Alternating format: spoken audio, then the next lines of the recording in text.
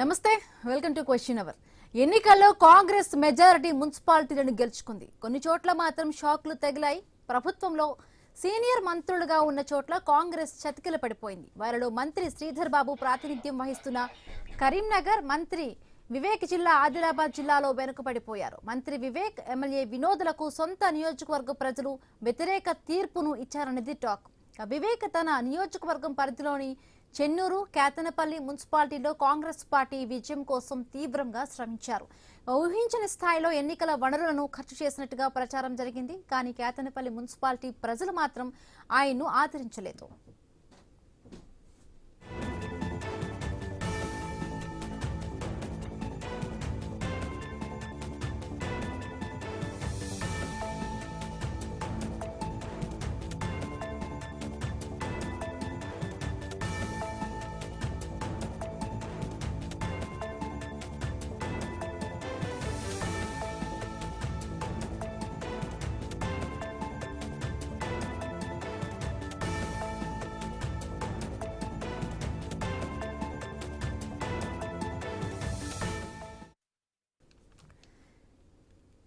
కేతనపల్లిలో BRS, CPI కలిసి పోటీ చేయగా బీఆర్ఎస్ 10, సిపిఐ 4 స్థానాల్లో గెలిచి చైర్పర్సన్, వైస్ చైర్పర్సన్ పదవులను కైవసం చేసుకోనున్నాయి.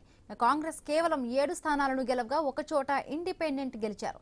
అలాగే వివేక్ సోదరుడు ఎమ్మెల్యే వినోద్ నియోజకవర్గం బెల్లంపల్లిలో కాంగ్రెస్ మ్యాజిక్ ఫిగర్ ను దాటకపోవడంతో అక్కడ హంగ్ ఏర్పడింది. మంత్రులందరూ తమ సొంత నియోజకవర్గంలోని మున్సిపాలిటీలో విజయం సాధించగా వివేక్ నియోజకవర్గంలోని ఒక్క మున్సిపాలిటీలో ఓడిపోవడంపై ఆయన వ్యతిరేకులు విమర్శలు గుప్పిస్తూ ఉన్నారు.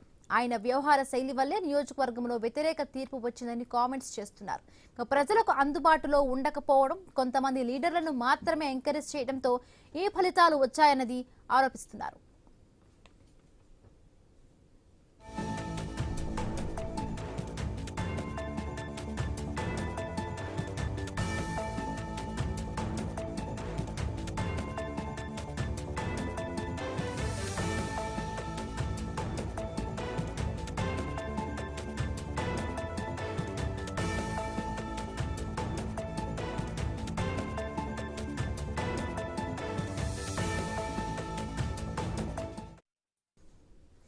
మరొకవైపు Vivek Medak parliament Lok Sabha segment in charge బాధ్యతలను అప్పగించగా ఆయన అక్కడ కూడా పెద్దగా ఫోకస్ పెట్టకపోవడంతో మెజారిటీ మున్సిపాలిటీలో బీఆర్ఎస్ విజయం సాధించిందన్న చర్చ సాగుతోంది. దీంతో వివేక్ ను బాధ్యుడిగా చేసి చర్యలు తీసుకోవాలని ఆయన వ్యతిరేక టీం కాంగ్రెస్ అధిష్టానానికి ఫిర్యాదు చేసేందుకు సిద్ధమవుతున్నట్టుగా తెలుస్తోంది. అటు ఉమ్మడి కరీంనగర్ నుండి 2 సీనియర్ మంత్రులు ఉన్నారు. అయినా కార్పొరేషన్లో బలం చాటుకోలేదన్న విమర్శలు ఉన్నాయి. కేవలం 14 సీట్లతోనే సరిపుచ్చుకుంది. 2 మంత్రులు ఉండి కూడా ప్రజలు షాక్ ఇచ్చారని విశ్లేషించుకుంటున్నారు.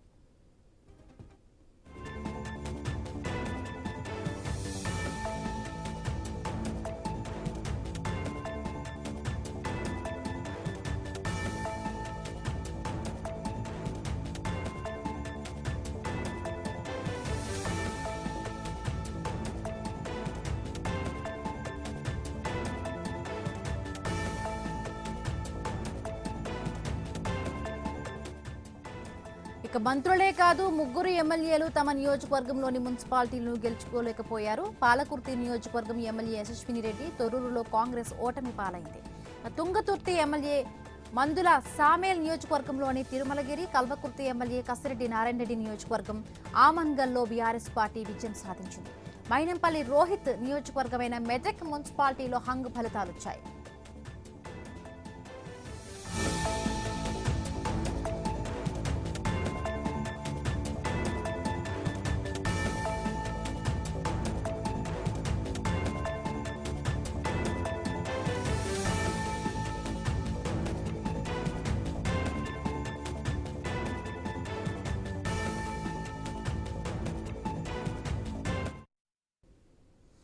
మరొక 7 ఎమ్మెల్యేలు వేములవాడ ఆది శ్రీనివాస్, మహబూబాబాద్ ఎమ్మెల్యే మురళీ నాయక్, కేసముద్రం బాలు నాయక్, దేవరకొండ దేవరకద్ర మధుసూదన్ రెడ్డి, పరిగి రామ్మోహన్ రెడ్డి, వర్ధన్నపేట నాగరాజు, బెల్లంపల్లి వినోద్ వంటి పలు మున్సిపాలిటీలు దీంతో సీట్లు ఎక్కువగా గెలుచుకున్న ఓట్లు తగ్గాయన్న టాక్ వినిపిస్తోంది.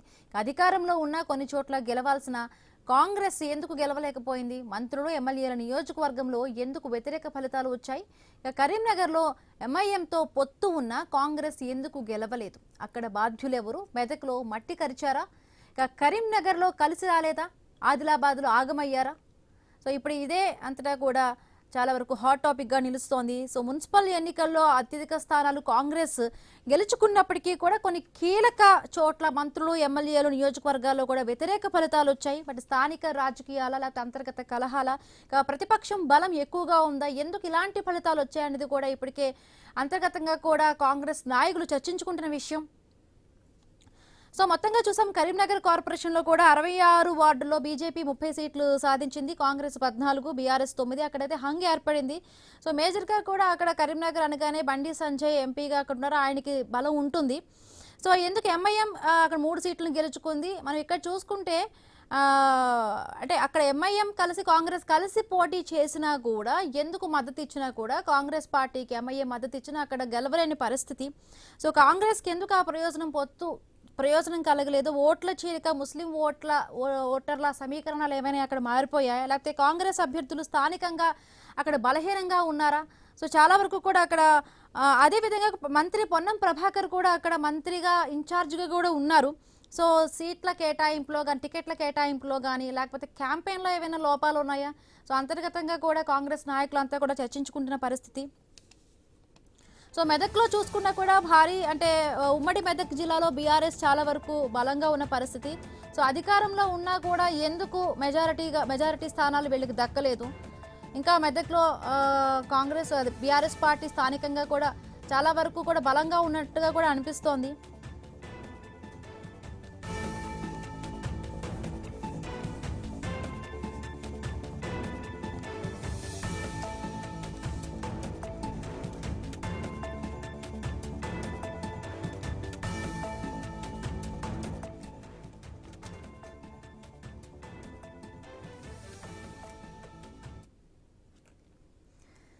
ఎన్నికల్లో కాంగ్రెస్ మెజారిటీ మున్సిపాలిటీలను గెలుచుకుంది. కొన్ని చోట్ల మాత్రం షాక్లు తగిలాయి. ప్రభుత్వంలో సీనియర్ మంత్రులుగా ఉన్న చోట్ల కాంగ్రెస్ చతికిల పడిపోయింది. వారిలో మంత్రి శ్రీధర్ బాబు ప్రాతినిధ్యం వహిస్తున్న కరీంనగర్, మంత్రి వివేక్ జిల్లా ఆదిలాబాద్ జిల్లాలో వెనుకబడిపోయారు. మంత్రి వివేక్ ఎమ్మెల్యే వినోదులను సొంత నియోజకవర్గం ప్రజలు వ్యతిరేక తీర్పును ఇచ్చారనేది టాక్.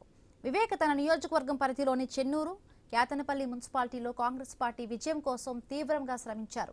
ఊహించని స్థాయిలో ఎన్నికల వనరులను ఖర్చు చేసినట్టుగా ప్రచారం జరిగింది. కానీ కేతనపల్లి మున్సిపాలిటీ ప్రజలు మాత్రం ఆయన్ను ఆదరించలేదు.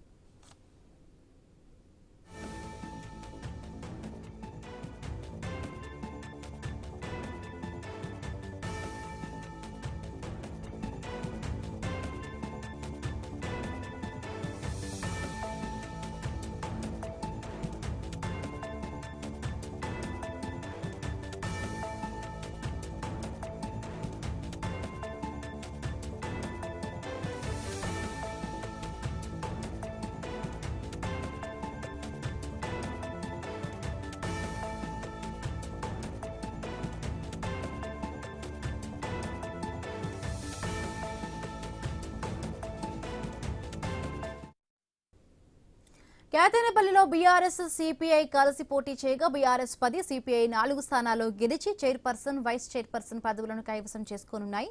కాంగ్రెస్ కేవలం 7 స్థానాలు గెలవగా ఒక చోట ఇండిపెండెంట్ గెలిచారు. అలాగే వివేక్ సోదరుడు ఎమ్మెల్యే వినోద్ నియోజకవర్గం బెల్లంపల్లిలో కాంగ్రెస్ మ్యాజిక్ ఫిగర్ను దాటకపోవడంతో అక్కడ హంగ్ ఏర్పడింది. మంత్రులందరూ తమ సొంత నియోజకవర్గంలోని మున్సిపాలిటీలో విజయం సాధించగా వివేక్ నియోజకవర్గంలోని ఒక్క మున్సిపాలిటీలో ఓడిపోవడంపై ఆయన వ్యతిరేకులు విమర్శలు గుప్పిస్తూ ఉన్నారు. ఆయన వ్యవహార శైలి వల్లే నియోజకవర్గంలో వ్యతిరేక తీర్పు వచ్చిందని కామెంట్ చేస్తున్నారు. ప్రజలకు అందుబాటులో ఉండకపోవడం, కొంతమంది లీడర్లను మాత్రమే ఎంకరేజ్ చేయడంతో ఈ ఫలితాలు వచ్చాయని ఆరోపిస్తున్నారు.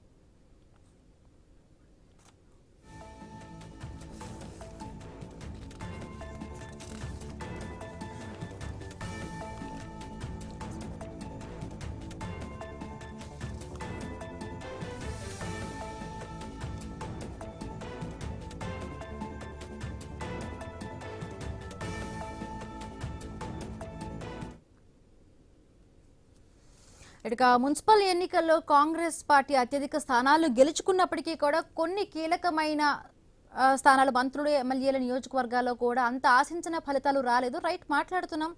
దానికి సంబంధించే పొలిటికల్ విశ్లేషకులు జాయిన్ అయ్యారు. బండారు రామ్మోహన్ రావు గారు, అలాగే కస్బా శ్రీనివాసరావు గారు, టీపీసీసీ అధికార ప్రతినిధి, ఇద్దరు జాయిన్ అయ్యారు. నమస్తే అండి.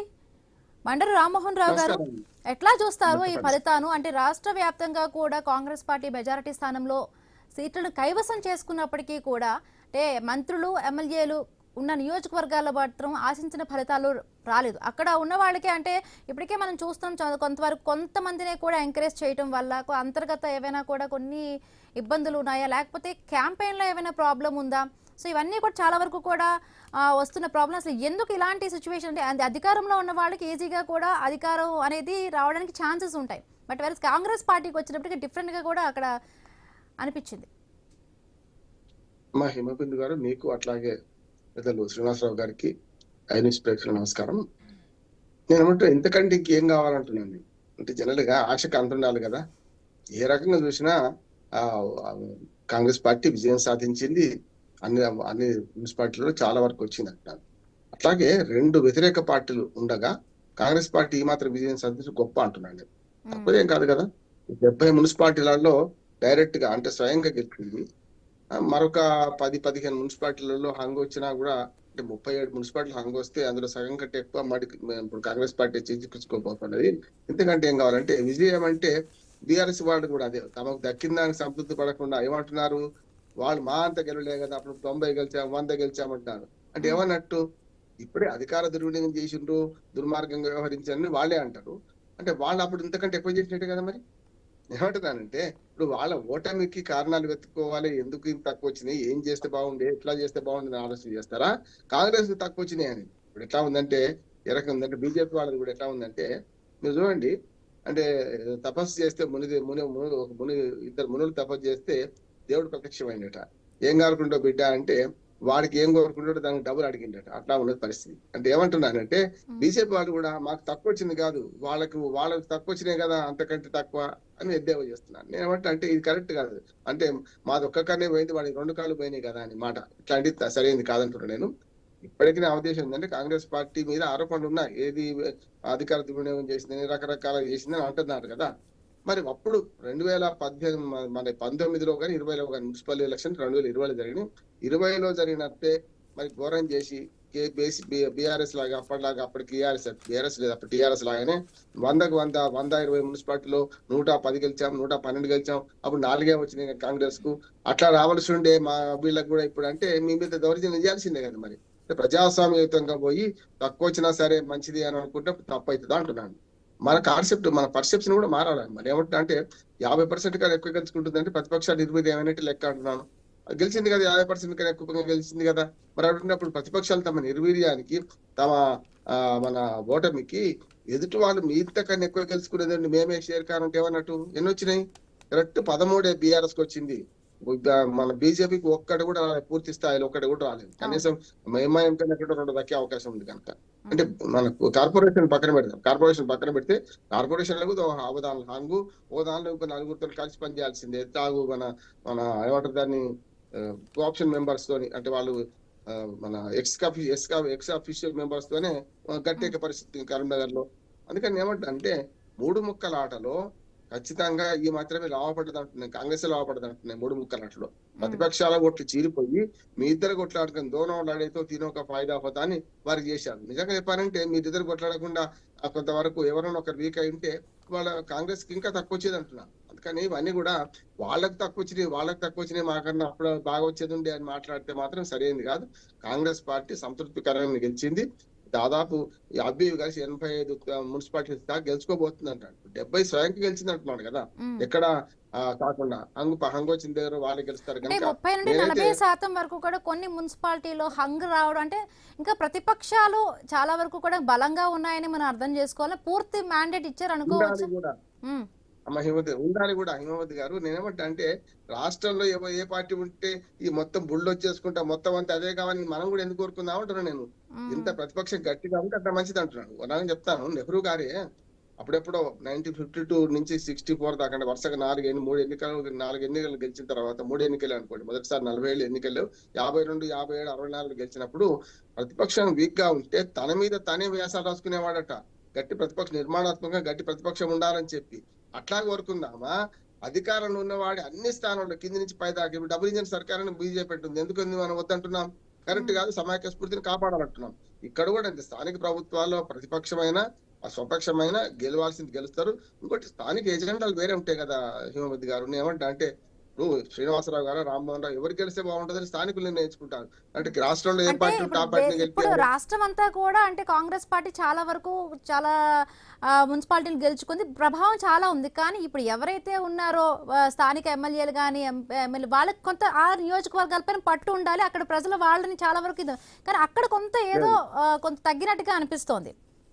ఏమంటారమ్మా, స్థానిక ప్రభుత్వాలు అవమానించడమే అంటున్నాను. ఒకనాడు ఎమ్మెల్యేలకు ఇంత విలువే లేదు. సమితి ప్రెసిడెంట్ సమితిలో ఉన్నప్పుడు నేను వార్డు మెంబర్, సమితి సర్పంచ్. నేను ఏమంటున్నానంటే సమితిలు ప్రత్యేకంగా వ్యవహరించాల్సిందని ఎమ్మెల్యేల పెత్తనం అయిపోయి నాశనం అయిపోతున్నాయి. స్థానిక ప్రభుత్వాలు నిర్వీర్యం చేస్తున్నారు. అది తప్పు కదా. దాన్ని మనం ఎందుకు అంగీకరిస్తున్నారంటే ఈ నియోజకవర్గం రారాదు. ఎమ్మెల్యేలు అంటే ఎమ్మెల్యేల దగ్గర కింది నుంచి వార్డు మెంబర్ నుంచి మొదలుకొని జిల్లా పరిషత్ వరకు వాళ్ళకే ఉండాలా? ఎందుకు ఉండాలంటున్నాను నేను. గతంలో ఈ స్వతంత్రంగా వ్యవహరించాల్సిన ఈ స్థానిక ప్రభుత్వాలు నిర్వీర్యం చేసి నాశనం చేస్తున్నాయి అన్ని ప్రభుత్వాలు. ఇవాళ కాదు, అంతకుముందు కాంగ్రెస్, మన బీఆర్ఎస్, ఇప్పుడు వీళ్ళు కూడా అంటున్నాను. అంటే వాళ్ళు స్వతంత్రంగా ఉంటే ఎమ్మెల్యేలకు అధికారం ఉండకపోయేది. ఇవాళ అంగన్వాడీ టీచర్ని మొదలుకొని మనం ప్రతి దానిలో అపార్ట్మెంట్లలో ఎమ్మెల్యేలు జోక్యం చేసుకుంటున్నారు. ఇది ఉండాల్సిందేనా? ఎమ్మెల్యేలు రాజులు కాదు. అందుకని ఎంపీ రాజ్యం, ఎమ్మెల్యే రాజ్యం పోవాలి. స్థానిక ప్రభుత్వాలు విలసిల్లాలి. అంటే ప్రతిపక్ష దాని కూడా ఉండాలంటున్నారు. ఎందుకంటే స్థానిక ప్రభుత్వాలు స్వతంత్రత కాపాడే క్రమంలో ఇంకా ఇది మంచిది. ఇంకా నవోదిస్తున్న అధికార పార్టీకి ఇన్ని కూడా రావద్దు అంటున్నాడు. ఏ అధికార పార్టీ? ఇప్పుడు కాదు. అదే విషయాన్ని శ్రీనివాసరావు గారు కూడా జాయిన్ అయ్యారు. కస్బా శ్రీనివాసరావు గారు, నమస్తే అండి. శ్రీనివాసరావు గారు, సార్ ఎక్కడ కార్ ఆపుకోండి సార్. కస్బా శ్రీనివాసరావు గారు వినిపిస్తోందా అండి? అన్మ్యూట్ చేసి మాట్లాడండి.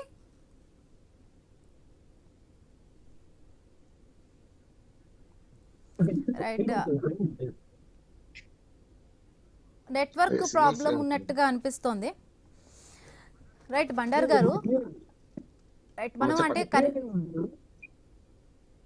రైట్ మళ్ళీ కొంచెం మాట్లాడదాం. ఆయన కొంచెం నెట్వర్క్ ఇష్యూ ఉన్నట్టుగా ఉంది. రైట్, కరీంనగర్ విషయాన్ని చూస్తే అక్కడ ఎంఐఎంతో కలిసి కాంగ్రెస్ పార్టీ పోటీ చేసింది. బట్ ఎందుకంత ఆశించినంత ఫలితాలు అయితే మాత్రం ఇక్కడ హైదరాబాద్లో వర్కౌట్ అయినది, మరి అక్కడ మాత్రం వర్కౌట్ కాలేదు. ఎందుకంటే ఇప్పుడు బీజేపీ పార్టీ బలంగా ఉంది, ఎంపీ అక్కడ ఉన్న బలంగా ఉన్నారు. మొదటి నుంచి కూడా కరీంనగర్ పార్లమెంట్ బీజేపీకి అనుకూలంగానే ఉంది. ఇప్పుడు కాదు, విద్యాసాగర్ రావు గారు గెలిచినప్పటి నుంచి కూడా కరీంనగర్ పార్లమెంట్ సీటు ఎప్పుడైనా బలంగానే ఉంది బీజేపీకి. ఇప్పుడు కొత్త కాదు కదా. అందుకని నేను ఏమంటానంటే మధ్యన బీఆర్ఎస్ వచ్చినా ఇవాళ మళ్ళీ బీజేపీ రెండు సార్లు ఎంపీ కదా. అందుకని ఏమంటే ఆ కరీంనగర్ ప్రాపర్ గా ఇది ఉన్నది. ఇది హిందూ ముస్లిం వాళ్ళ కొంతవరకు పోలరైజేషన్ ఉంది, కాదంటలేదు. దాంతో పాటు 13 సీట్లు గెలుచుకుంది కదా, తక్కువేం గెలుచుకోలేదు కదా. ఎంఐఎం తక్కువ గెలుచుకోలేదు, కాంగ్రెస్ తక్కువ. వాళ్ళిద్దరు వేరువేరుగా పోటీ చేసి వేరువేరుగా చేయడం వల్ల ఎంఐఎం ఎప్పుడు కూడా ఒక ఆరోపణ ఎదుర్కొంటుంది, బీజేపీకి సహాయం చేస్తుందని. వాళ్ళకి ఇక్కడ కదా, బీహార్ లో చేసినప్పుడు కూడా 5 సీట్లు వచ్చినాయి కదా. అంటే ఎంఐఎం ఎప్పుడు కూడా బీజేపీకి బీ టీమ్ గా వ్యవహరిస్తుందని కాంగ్రెస్ పార్టీ ఇప్పుడు ఆరోపించలేకపోవచ్చు, కానీ గతంలో ఆరోపించింది కదా. బీఆర్ఎస్ ఇప్పుడు ఆరోపించలేకపోవచ్చు, గతంలో ఆరోపించింది కదా. ఏమంటే ఎంఐఎం ఎప్పుడు కూడా మన హిందూ ఓట్ల పోలరైజేషన్ కోసం బీజేపీ ఎట్లా చేస్తుందో ఇటు ఎంఐఎం కూడా అదే పని చేస్తుందని. మా వాళ్ళకి మేము వేసుకుందాం, మీ వాళ్ళకి మీరు వేసుకోండి అనే మాట వస్తుంది. అందుకని ఏమంటా అంటే ప్రయత్నం చేసింది. ఇప్పుడు బైన్సాలో ప్రయత్నం చేసింది మనకు ఎంఐఎం, తర్వాత కరీంనగర్ లో ప్రయత్నం చేసింది, నిజామాబాద్ లో ప్రయత్నం చేసింది, చేయలేదంటారా? కనుక వాళ్ళు ఇద్దరు కలిసి ప్రభుత్వం ఏర్పాటు చేస్తే ఓ రకం. కాకపోతే అప్పటికి కరీంనగర్ లో ఒక సీట్ తక్కువనే వచ్చింది కదా. ఇప్పుడు వాళ్ళిద్దరు వేరువేరుగా చూసినా అందరినీ అక్బరుద్దీన్, అందుకనే బండి సంజయ్ అన్నాడు కదా, బడే బాయ్ చోటే బాయ్ అందరు వచ్చిండ్రు. ఏది ఓవైసీ వచ్చిండు, అక్బరుద్దీన్ వచ్చిండు, ఇటు రేవంత్ రెడ్డి వచ్చిండు, ఇంత చేసిండ్రు కదా. ఏం చేసిండ్రు అనే మాట ముదురు మాట కూడా అన్నాడు ఆయన. అందుకని ఏమంటే ఆ మాట నేను అన్పార్లమెంటరీ లేను. కానీ ఇవాళ కరీంనగర్ లో తక్కువేం కాలేదు, బీజేపీ మానే ఉంది. ఇవాళ కైవసం చేసుకోబోతుంది, ఎక్సాఫిషియల్ సభ్యులతో కైవసం చేసుకోబోతుంది. అందుకనే కాంగ్రెస్ పార్టీ ఈ విజయం కంటే ఎక్కువ రావాలని మనం ఊహించినా అట్లాగే ఎందుకు రాలేదు 90%, 100% ఎందుకు రాలేదని ప్రతిపక్షాలు ఆరోపిస్తున్నా ఇది కరెక్ట్ కాదు. బీజేపీ అంటలేదండి. బీజేపీ ఏమంటుందంటే మా ఓటు శాతం పెరిగింది ఎవరంటుంది, కానీ టీఆర్ఎస్ దుర్మార్గంగా మాట్లాడుతుంది. ఇప్పుడు వాళ్ళకి ఇంకా కునారిలు పోవాలన్నా కేవలం 13 మున్సిపాలిటీ మాత్రం వచ్చిందో అంటున్నాను నేను. గతంలో అదే అంటే ఓడలు బళ్ళు ఓడలు అంటే వాటికల్ రాశాను. ఎందుకంటే ప్రజా తీర్పు ముందు ఓడలు బళ్ళు అయితే బళ్ళు ఓడలు అయితే సమస్య లేదు. ఎప్పుడు ఒకే తీరు ఉండదు, ఎప్పుడు ఒకే రాజ్యం నడవదు. కొన్ని రోజులు అత్తకాలం, కొన్ని రోజులు కోడల కాలం అంటాం. కోడల కాలం వచ్చింది, అత్త ఊరుకోవాలి. కానీ ప్రతిదానికి ఎదురు తిరిగి మీరు అట్లా ఉన్నారు, అప్పుడు నేను చేసినది బాగుండే, ఇప్పుడు నేను చేసినది బాగుండే లాభం లేదు. ఎప్పుడు సమాజానికి తగ్గట్టు నడవాలి, మనకు ఓటర్లకు తగ్గట్టు వాళ్ళు మా విధానాలు మార్చుకోవాలి. లేకపోతే ఏమవుతుంది, ఇట్లాంటి పరాభవాలు ఎదురవుతాయి. నా ఉద్దేశం అయితే కాంగ్రెస్ పార్టీ వాళ్ళు ఊహించిన దానికంటే వచ్చినాయి అంటున్నారు. వాళ్ళు చాలా హైప్ క్రియేట్ చేసుకుంటే మనం రామ్మోహన్ రావు గారు ఇప్పుడు 2023లో లోక్సభ, 2024లో అసెంబ్లీ ఎన్నికల తర్వాత బీఆర్ఎస్ పార్టీ ఇప్పుడు 14 మాత్రమే కైవసం చేసుకుంది సీట్లు. అంటే ఎట్లా అంటే ఇప్పుడు దాని ప్రభావం ఏమైనా తగ్గింది అనుకోవచ్చా? పెద్దగా ఇంపాక్ట్ చూపించలేదు అనిపిస్తుంది. అంటే మెదక్లో చూసుకుంటే ఇంకా పాత క్యాడర్ అంత బలంగా ఉన్నట్టుగా అక్కడ అనిపిస్తోంది. సో గట్టి ఫైట్ ఇచ్చింది. బట్ తెలంగాణ అంటే ప్రతి ఒక్కరికి బీఆర్ఎస్ పార్టీ అని ఇది ఉంటుంది. బట్ ఎందుకు ఆ ప్రభావం ఇప్పుడు ఈ ఎన్నికల్లో మాత్రం కొంచెం తగ్గింది అనుకోవాలా ఈ రిజల్ట్ బట్టి? లేదమ్మా, నా ఉద్దేశం ఏంటి, ప్రతిపక్షాలు ఒకటి చీలిపోయింది. బీఆర్ఎస్ ప్రభావం తక్కువగా లేదు. బీజేపీ కూడా అంత బలంగా కొట్లాడింది కదా. చాలా మంది చూడండి, అంటే అప్పటికి పోల్చుకుంటే బీజేపీ ఓట్ షేరింగ్ పెరిగింది చాలా వరకు కూడా. అయితే ఏమైందంటే మీకు కాంగ్రెస్ పార్టీ కొన్ని వ్యతిరేక ఓట్లను వీళ్ళిద్దరు చీల్చుకున్నారు కదా. నేను చాలా వార్డులలో నేను చార్ట్ తయారు చేశాను. అంటే ఇద్దరు ఓట్లు కలిపితే వాళ్ళకి వచ్చిన ఓట్లకు డబుల్ ఉన్నాయి. ఆల్మోస్ట్ 39, 29, 15, 4, 16 ఈ ఓట్లతో తెచ్చింది కాంగ్రెస్ పార్టీ కొన్ని చోట్ల. ఇది వార్డులు చెప్తున్నాను. ఇప్పుడు అంతా మనకు మున్సిపాలిటీలు కైవసం చేసుకుంటే ఒకటి, హేమంత్ గారు మనకు వార్డులు కైవసం చేసుకోవడం ఒకటి. నేను వార్డులలో విషయం చూసుకుంటే ఇప్పుడు చూడండి, మీరు కాంగ్రెస్ పార్టీ కైవసం చేసుకున్న వార్డులో సగం దాకా వాళ్ళ సంఖ్య 1300 ఎంతో ఉంది, బీఆర్ఎస్ కి 700 ఉంది. అవును, అంతే కదా. అంత సగం కంటే ఎక్కువ సాధించినట్టు లెక్క కదా బీఆర్ఎస్ కదా. అట్లా బీఆర్ఎస్ లో సగం ఉంది బీజేపీకి. అవును, అది ఉంది కదా. అందుకే సగం కంటే తక్కువ ఉంది, 1/3 ఉంది. బీజేపీ 1/3, 200 1/3 ఉంది. అట్లా చూసుకుంటే ఈ రెండు కలపండి దాదాపు 1000కి వస్తుందా రాదా? అందుకని ఏమంటారు అంటే వాళ్ళ 1300 నుంచి 1000 సాధించుకోవడం కారణం ఏంటంటే చాలా వరకు బీఆర్ఎస్ మన బీజేపీ రెండు పోటీ పడ్డం వల్ల వ్యతిరేక ఓట్ల కోసం అప్పుడు ఆటోమేటిక్ గా నష్టం జరుగుతుంది. ఎందుకు పీఆర్పీ లాంటి పార్టీ ఓటు, మనకు కొన్ని చిన్న పార్టీ పీఆర్పీ ఓటు వచ్చింది, వాళ్ళు కూడా చాలా చోట్ల నష్టం చేశారు ఈ రెండు పార్టీలకు అంటున్నాను నేను. ప్రతిపక్షాలు ఐక్యంగా పోరాడాలి అంటే ఏదో ఒక పార్టీ ఉంటే వేరు ఉంటుంది అంటున్నారు. ప్రతిపక్షాలు తక్కువ రావడానికి ఇంకో కారణం చెప్తాను. ఏంటంటే మనకి ఎప్పుడు కూడా ఆ ఇద్దరు ఓట్లాడుతున్నారు కదా, తక్కువ ఓట్లు వస్తుంది. రెండోది ఏంటంటే ఎదుటివాడి పార్టీ ప్రభుత్వ వ్యతిరేక ఓట్లను సాధించుకోవడంలో ఎవరి బాణిలో వాళ్ళు పోయింది కదా. ప్రభుత్వ వ్యతిరేక ఓట్లు ఉన్నట్టే కదా, ఈ ఇద్దరిని కలపండి. ప్రభుత్వంలో ఇప్పుడు ఏదైతే వార్డు మెంబర్లు గెలిచిందో వాళ్ళ ఓట్ల కంటే ఎక్కువ. రామ్మోహన్ రావు గారు ఒక్కసారి మన శ్రీనివాసరావు గారితో కూడా మాట్లాడదాం. కస్బా శ్రీనివాసరావు గారితో. నమస్తే అండి శ్రీనివాసరావు గారు. వినిపిస్తోందా అండి? రైట్, మొత్తంగా అంటే రాష్ట్ర వ్యాప్తంగా కూడా కాంగ్రెస్ పార్టీ ప్రభావం చూపించిన, అంటే మొత్తంగా చూసుకుంటే 60 మున్సిపాలిటీలు అయితే కైవసం చేసుకుంది 116లోని.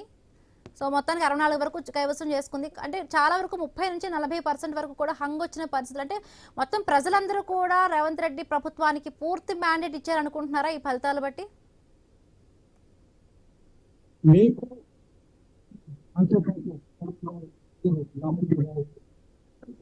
నెట్వర్క్ ఇష్యూ ఉంది, వినిపించట్లేదు ఆయన వాయిస్. రైట్, రామ్మోహన్ రావు గారు. రైట్, అంటే ఫైనల్ గా కన్క్లూడ్ చేయండి రామ్మోహన్ రావు గారు. ఫైనల్ ఒకటే అమ్మా, నువ్వు చేసుకున్నంత ఎవరికి ఎంత వచ్చిందో ప్రజలు నిజంగా న్యాయ నిర్ణేతలు, మన ప్రజాస్వామ్య నిర్మాతలు వాళ్ళే ప్రజలే కనుక ప్రజలు ఖచ్చితంగా ప్రభుత్వానికి వ్యతిరేకంగా ఉన్నారు. కానీ ఆ వ్యతిరేకమైన ఓట్లు బీజేపీ, బీఆర్ఎస్ రెండు ప్రతిపక్ష పార్టీలు గట్టిగా చీల్చుకోవడం వల్ల వచ్చిన సమస్య. ఇంకోటి ఏ ఎన్నిక ఆ ఎన్నిక ప్రత్యేకమైన ఒక ఎన్నిక తీరు ఉండదు. 2023లో బీజేపీ కనుక కొంచెం ఎక్కువ చీల్చుకుంటే కాంగ్రెస్ బదులు బీఆర్ఎస్ వచ్చేది అధికారానికి.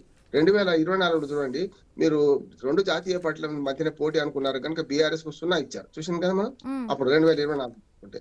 2024 తర్వాత 23లో కొన్ని, 24లో కొన్ని ఎన్నికలు. అంటే రామ్మోహన్ రావు ఇప్పుడు వచ్చిన ఎన్నికల ఫలితాల వరకు కూడా బైపోలార్ ఏదైతే ఉందో రాజకీయాల తెలంగాణ రాజు ఇప్పుడు ట్రైపోలార్ గా కూడా మారే అవకాశం ఉందంటారా రాబోయే ఎన్నికలకి? ట్రైపోల్ కి అయింది, ఒక రకంగా చెప్పాలంటే ట్రైపోల్ కి అయింది. కానీ బీజేపీ ఇంకెక్కువ ఓట్లు తీసుకుని ఉంటే కాంగ్రెస్ ఇంకెక్కువ స్థానాలు గెలిచేది అంటున్నాను. అంటే ప్రభుత్వ వ్యతిరేక ఓట్లను చీల్చుకునే క్రమంలో వీళ్ళిద్దరు పోటీ పడ్డారు కదా, బీఆర్ఎస్ బీజేపీ. దాని వల్ల వచ్చిన ఫలితం కాంగ్రెస్ కు. లేకపోతే 50% కి పరిమితం అయ్యేది. ఈ వీళ్ళిద్దరి పోటీ మధ్య మాత్రమే మీరన్న 60 స్వయంగా వచ్చినాయి. ఇంకో 10-15 స్పష్టంగా మీరు ఈ హంగులు వస్తాయి. అట్లా ఒక్క మాట మంచి మాట అంటున్నారు. ఎందుకంటే మేమైతే ఎవరి మీద ఆధారపడం, మాకు వచ్చినవి తీసుకుంటామని బీజేపీ అంటుంది, ఇటు బీజేపీ మనకు కాంగ్రెస్ కూడా అంటుంది. చూద్దాం ఏం జరుగుతుందో. కానీ మొత్తం మీద ఏంటంటే కాంగ్రెస్ అయితే వీక్ ఏం కాలేదు, వీళ్ళే వీక్ అయిన అంటున్నాను.